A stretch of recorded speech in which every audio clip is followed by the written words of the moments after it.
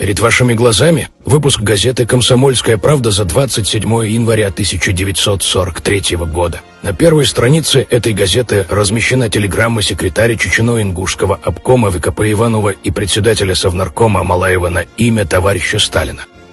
Воодушевленные вашими мудрыми указаниями о быстрейшем разгроме немецких оккупантов, успешным наступлением героической Красной Армии, колхозники и колхозницы Чечено-Ингушской АСР собрали 12 миллионов рублей на строительство дивизионов бронепоездов имени Героя Гражданской войны Асланбека Шарипова.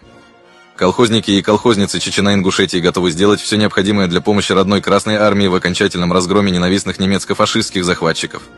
И вот какой ответ последовал от Сталина. Передайте колхозникам и колхозницам Чечено-Ингушской автономной Советской Социалистической Республики, собравшим 12 миллионов рублей на строительство дивизионов бронепоездов имени Асланбека Шарипова, мой братский привет и благодарность Красной Армии. Получается, что Сталин лично по достоинству оценивал существенный вклад чеченцев и ингушей в оказанной помощи красноармейцам.